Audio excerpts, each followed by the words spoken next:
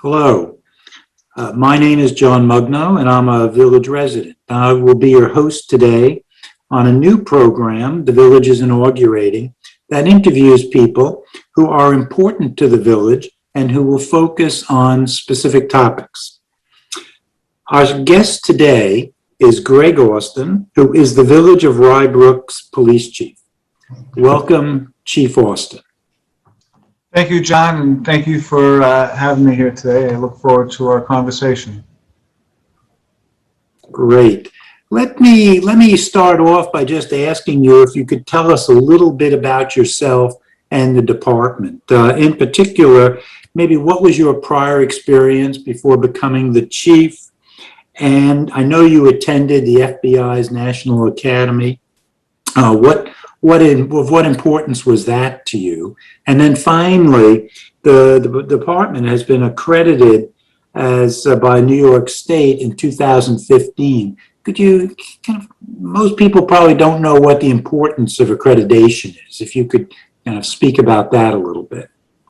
Sure. Well, a little bit about the police department and myself. The police department is 27 police officers. Our police headquarters is at 938 King Street on the side of Village Hall. We are a 24-hour-a-day, 7-day-a-week police department, full-time police department. We do not have, we're not supplemented by any other police departments like the New York State Police or the Westchester County Police. We are a full-service police department that provides services to the Village of Rye Brook. I joined the police department in 1988, and I've been a police officer with the Rye Brook Police Department since that time. I grew up in Rye Brook. I attended Brook High School. My parents still live in Rye Brook, so I'm greatly tied to this community. I attended Pace University, where I received a Bachelor of Arts degree, and then I also attended Iona College, where I received a Master of Science degree in Criminal Justice. I have gone through the ranks in the police department.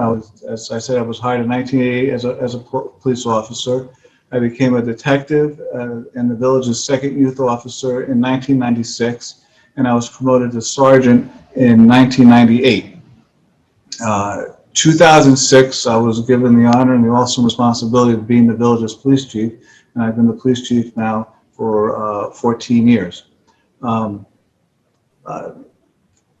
had a lot of experiences as police chief, like that. This is the rank I've held for the majority of my career. One of the things you mentioned was attending the FBI National Academy.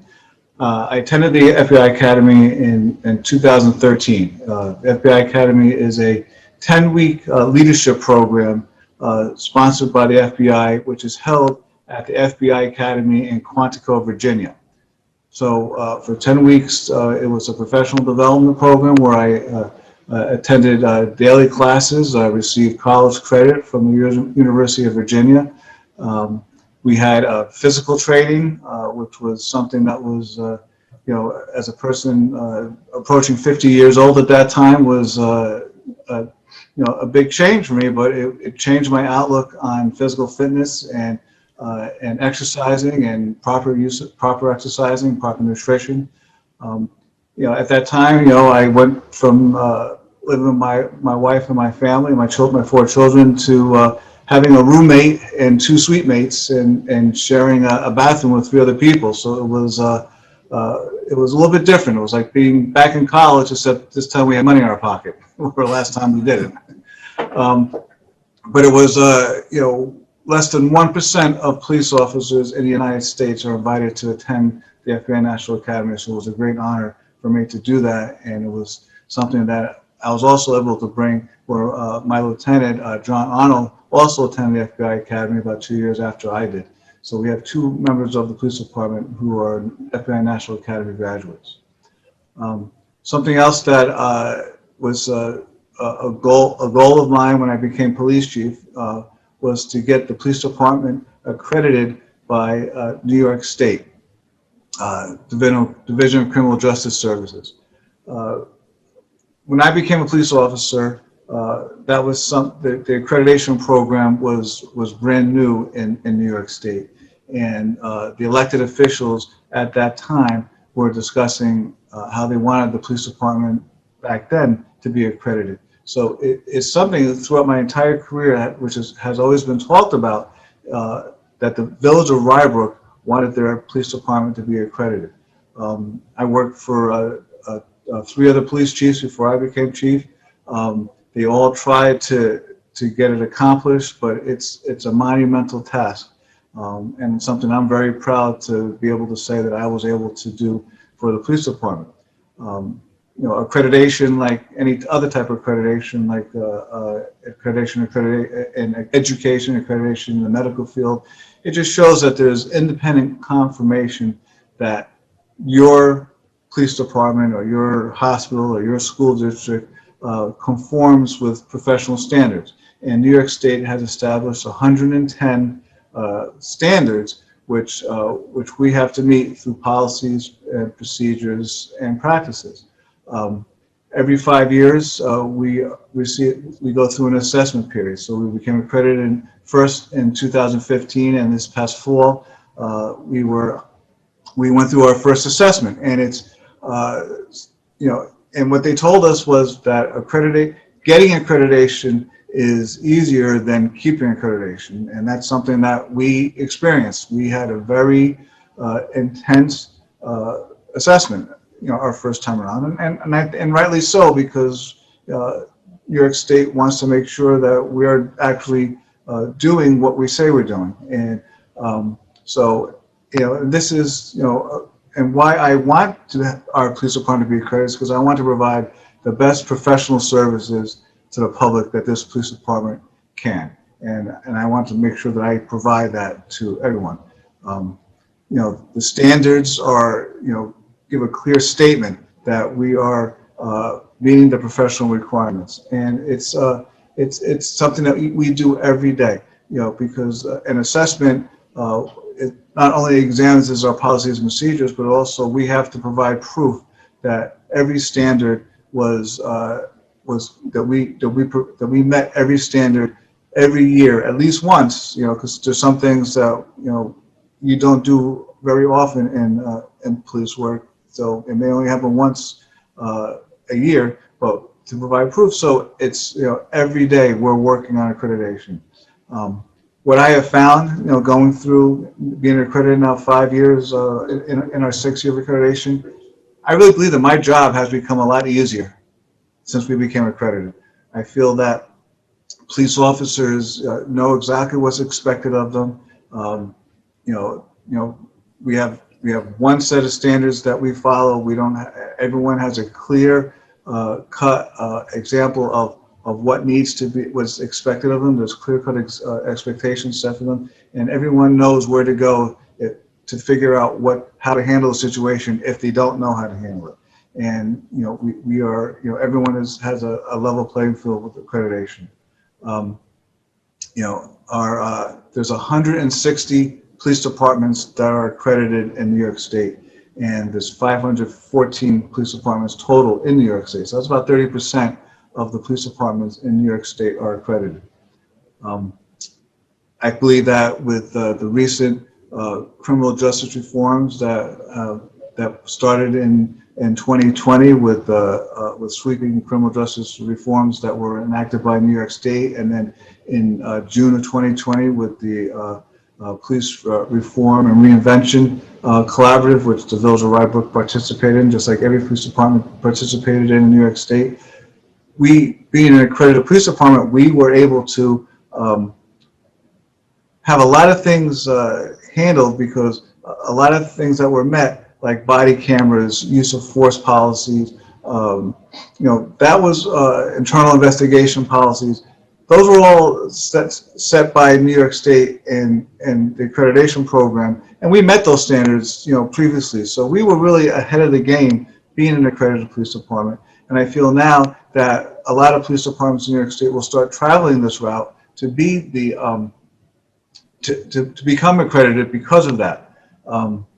Being an accredited police department has also given me the opportunity to be the chair of the New York State Law Enforcement Accreditation Council. I was appointed by Governor Cuomo to this position. So I have a leadership position now in the accreditation program, which I'm very proud of, and which is very, I think it's very good I know in Westchester County, because a lot of my colleagues have contacted me for assistance because, one, we're accredited, and two, because of my position on the council. So, I'm happy to be able to give guidance and help to, fellow police chiefs and fellow police departments in Westchester County and New York State. Okay. Yeah, it's really quite remarkable for those residents who haven't had a chance to look at the results of the police reform village review, how many times the phrase "we already meet this standard" appears in the document. Yeah. I wanted to ask you about the Police Reform Collaborative Committee. I had basically two things came to my mind that I thought people might not be that familiar with, and if you could address them. The first was a comment about the communication system and the fact that they were identified as having dead spots, and you had a solution to that issue. Well, I have a hopeful solution, but it's interesting. The FCC, maybe about 6 or 7 years ago, required that all radios be narrow banded. So, communicate. Radio waves work on how wide the bands are, different frequencies, and the FCC was running out of frequencies that they can license to the public. So they required all the emergency bands, the emergency frequencies, to be narrow banded and become closer together. So it created more frequencies that available for the FCC to be able to license. Well, a result of this, I don't know, it was unintended, but what ended up happening with this is that narrow banding created more interference. So a radio frequency, which the police department has had for as long as I've been here, so became very unreliable, and there would end up being a lot of interference on it because of narrowbanding. We share a frequency with Portchester and Rye. That's a very convenient situation for the three police departments, because we all know what each one is doing because we hear each other's radio calls. So looking to break off and get our own frequency, although would probably help solve the problem, that creates another set of problems, because now we don't know what's happening in the other two communities. And very often, because we share a border with Portchester and Rye, calls that occur close by, a Rye officer or a Portchester officer can come up and assist a Rye Brook police officer, and also a Rye Brook police officer can also go and help a Portchester police officer, undispatched, because, self-dispatched, because they hear the call, they understand what's happening, and, sometimes a Rye or a Portchester cop may be closer to a Rye Brook cop than another Rye Brook cop. So, one of the solutions is that Westchester County is embarking on a radio project where they're going to a new radio system, and then they are, and I hope, and hopefully this will work out, they're going to create private channels for different police departments to use the Westchester County system. So the Westchester County Police System communication system has always been state of the art, because they cover a large area and they don't have dead spots anywhere, and they can communicate, and they have radio towers all throughout the county. So, not only will we be able to have better communications with Rye Brook, we have better communications anywhere in Westchester County if a police officer had to go for anywhere outside the village. That project is underway, and it's a long project, and I'm sure it was delayed because of the pandemic that we're experiencing. But I'm hopeful that that can be one solution to our communication problem. Another solution that we're looking into is an app where police officers can actually communicate on their cell phone over the police radio frequency. That's another solution that we're looking into. We're testing it. It's not working exactly the way I would like it to work, but we're testing it. We're trying to see if we can work that out. That would be another solution. And a third solution, like I said, is to go to a different frequency, but that's not desirable because I want to be able to communicate with Rye and Portchester like we always have.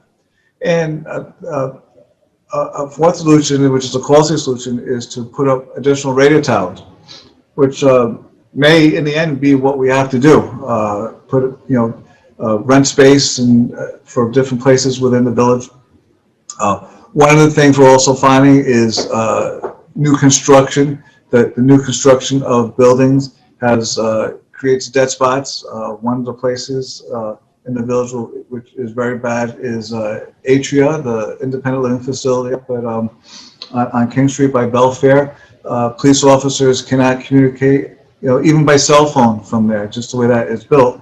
So whenever there's new construction in the village has an emergency services task force, which involves EMS, police, and fire, and the building inspector, and the village administrator, and we look at the project to see, just to make sure that the fire trucks can get in, the ambulances can in, there's access different ways. So one of the things that we try to have builders do is to build certain type of construction where the radios can communicate, or require them to put a radio receiver, which would boost the radio signal on the building. That's something that we're exploring also to see if that's possible, that we can do that also. So we have different solutions to this. It's a complicated issue, as you can imagine, but that's something that is that I need to continue to work on, and hopefully we can solve it in the future, because that really is the safety of our police officers, is communications. Right. So the other question that came up in the report was there was a lot, especially in some of the public comments, I suppose, a desire for more community engagement. And one of the things that occurred to me about community engagement is I know there's a police officer who's been assigned as a youth officer. Maybe that's not the right term, but he works with kids in the schools. And I think what might be interesting to the parents who listen to these interviews is what types of issues do the students, I shouldn't say children, do the students bring up to the police officer? What insight does it give us into the way kids are thinking and what they're worried about? Well, there's a lot that goes on, in terms of community engagement. And also with the youth officer. That is a proper term, youth officer. He's a detective, but he has the title of youth officer. But there's a lot of things. We deal with bullying a lot. Social media has created a whole new world of ways for people to pick on each other, and we see that a lot with social media, with bullying. A lot of times kids want to impress their friends, and they may post something that is, if they had the chance to take it back, they would, but sometimes they don't think things through, and then it doesn't get the reaction that they would want to get, and that's what we see a lot. It's a lot of bullying. Kids are concerned because of family problems and going on at home. We deal with that, and we also deal with good things too, with car seat installations, and we like to do bicycle safety, and some other community engagement things we're looking into is a first contact program, when residents move into the village, that a representative of the police department reaches out to a new resident and just explains, the village, and welcomes them to the village, and just so they have contact with the police department, so it's not always negative. A lot of times, people see the police at the worst possible moments, and negative interactions. We want to have positive interaction with the public also. So we were looking to ways to be notified when someone new moves into the village. Just like the AARP always knows when someone turns 50, and on your 50th birthday, you get that envelope in the mail looking to join AARP. So we're looking to, when someone moves into the village, create make a first contact with them, a first positive contact with with new residents in the village. So that's something we're looking to do also. We did a survey for for our reform collaborative, and we received very high praise and support and from the public, and we're very happy to have the public support that we provide. That the public is has confidence in us, and we didn't get negative reactions from the public. We didn't get negative stories of bad interaction with police. So we're very proud of that, and we're very glad that we're providing a service to the community that the community appreciates, and that we want to continue that and enhance it and make it better, and to provide even better service. Yeah. Well, I should point out to those who didn't, those listeners who didn't see it, the survey results are posted online, and as Chief Austin says, they're overwhelmingly favorable. They're very, very good reviews. Let me ask you one follow-up question related to police reform, but perhaps not related directly to the village. But there's been a number of criminal justice reforms that have been recently initiated in New York State. How have these affected the village? Well, there was in January 2020, there was criminal justice reforms that had to deal with discovery, which is in a court proceeding, the prosecution turns over to the defense all documents related to that case. And it used to be that a defense attorney was entitled to those documents, a week before trial. Now it was required that the documents have to be provided 15 days after arraignment. That was initially. 15 days after arraignment is really an unreasonable amount of time to request those, to receive those documents. So it was very early on last year. It was extended, for a person who may be remanded in jail awaiting trial, to be a shorter period. But if a person was out on jail, it was a longer period. But the prosecution still needs that information, and it still has to be provided to them much quicker. Granted, it was tough for us in that way, because we have to assign a person full time to that to just get those documents in order. And there's a lot of documents. There's video, there's in-car video of the police car. There's body cam video, and sometimes there's more than one police officer. There's more than one body camera operating. There's video of the person is being held in headquarters, of the person in the cell. I mean, video is very time consuming, because first of all, there's no fast way to go through video. You have to just, if a person is being held for 8 hours, you have to watch that video for 8 hours, and you have to provide that video for 8 hours. And it's, that's a lot. That's a big file, electronic file to provide to someone. But also, there's telephone calls that has to be provided. Those recordings. There has to be radio transmissions have to be provided, and that's very time consuming to gather that, because our telephone and radio recording equipment wasn't designed with this type of discovery in mind. So it's hard to find those calls, and it takes a long time to find all those calls. And and like I said, we share a radio frequency with 2 other police departments, so we have to sift through radio transmissions from other police departments to find our own. So I mean, it's very time consuming to provide those documents. That part of it. Also, it's for all the reports, and copying the reports and providing the report to make sure, so we have to, we want to make sure that reports are perfect, and before we turn them over to the prosecutor. That time period was really cut back now, and so we can't put the time into them to make sure that they're that we would like to. We do it, make sure we turn over perfect reports, but we have to do it much quicker now.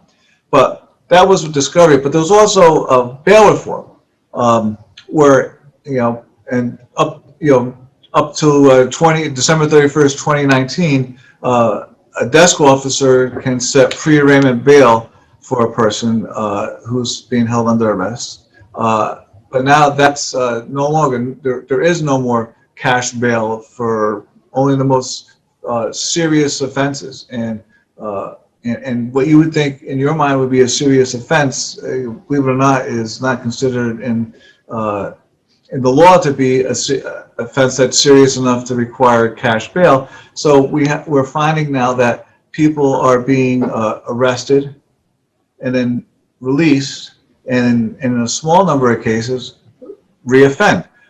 We don't see this in Rye Brook to that extent, but we do see it. I mean, we do have people that are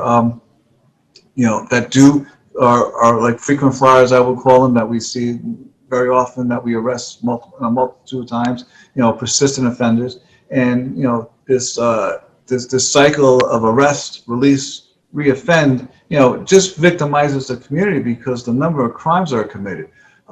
You have a person that in a community, in Yonkers and Mount Vernon, New Rochelle, White Plains, they break into cars. They're trying to fuel their drug habits. They break into cars.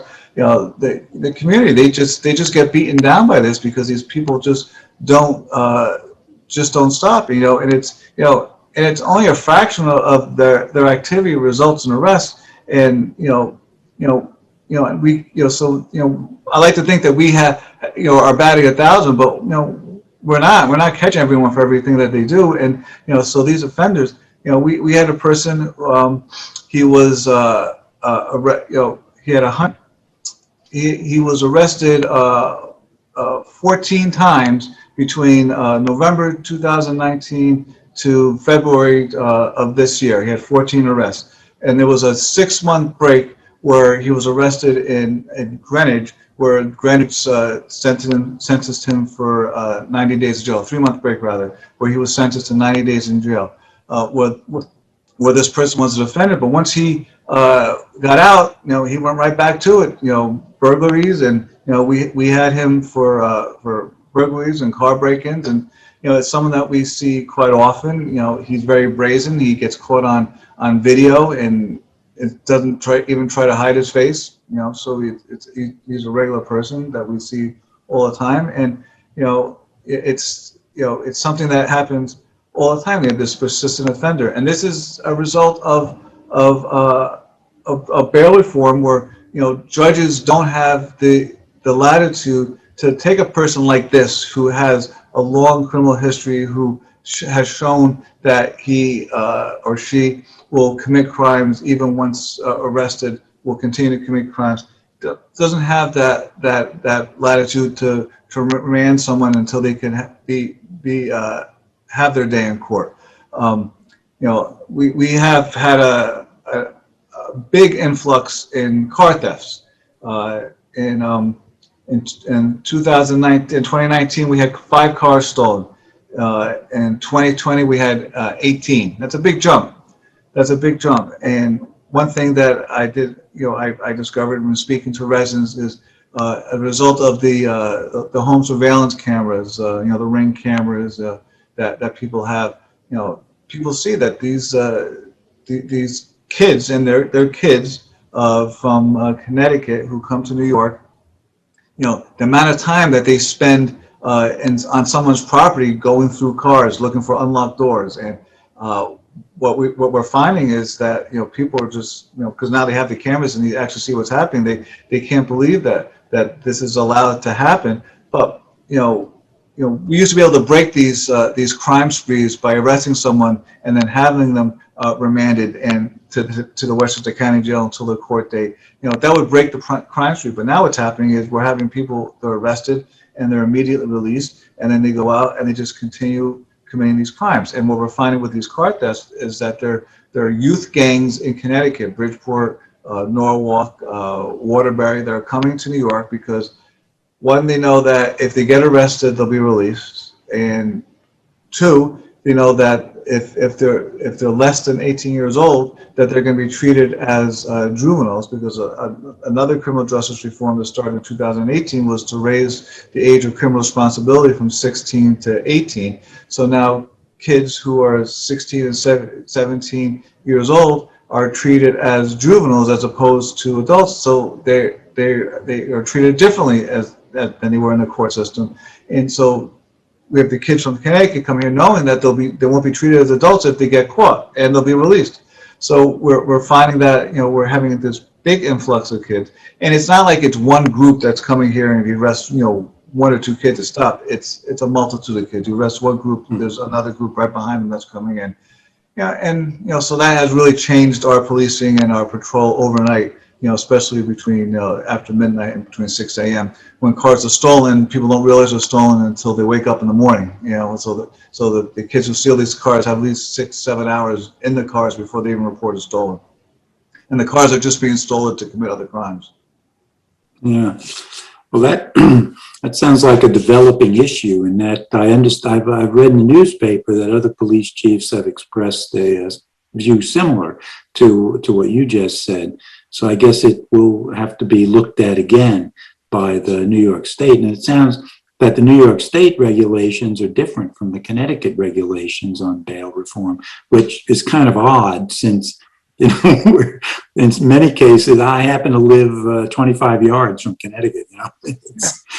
And in terms of bail, two people that commit the same crime, just because one person can afford to pay $500 bail and get out of jail, and another person can't, do I really believe that person who can't should be held in jail for weeks or months while the court case goes through the system? Of course not. I mean, bail reform was absolutely necessary, but there's unintended consequences, and it should be really re-examined, because we're finding with even gun arrests. I mean, a person who's arrested for an illegal gun it doesn't go to the judge, doesn't have the ability to remand that person to jail. And we see this year, it's in the newspaper, there's been in New York State a 75% increase in shootings and an 82% increase in gun homicides in 2020 compared to 2019.